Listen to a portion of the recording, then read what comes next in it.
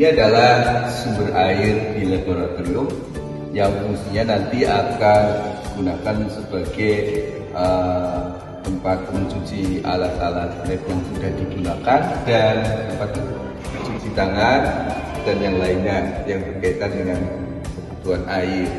Dan ini adalah meja untuk anak-anak bisa melakukan praktikum.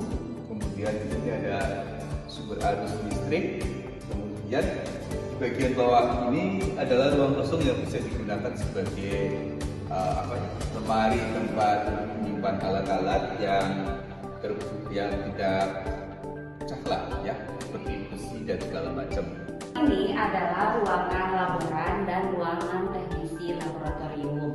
Di sini ada lemari kaca yang diisi dengan barang-barang yang terbuat dari kaca. Kemudian seharusnya di sini adalah ruangan untuk menyimpan alat-alat atau bahan-bahan atau zat-zat kimia yang berbahaya. Kebetulan juga belum dilengkapi oleh meja dan kursi untuk laboran dan teknisi.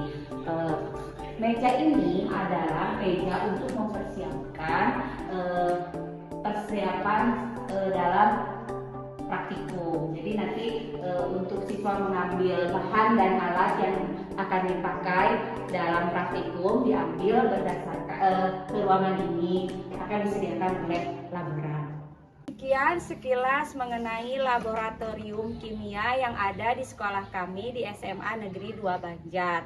Masih banyak kekurangan yang harus diperbaiki dan masih juga banyak alat-alat yang belum lengkap yang harus dilengkapi. Dan itu menjadi tugas kami berikutnya untuk lebih menghidupkan kembali laboratorium kimia. Oke, sekian dari kami. Terima kasih. Assalamualaikum warahmatullahi wabarakatuh.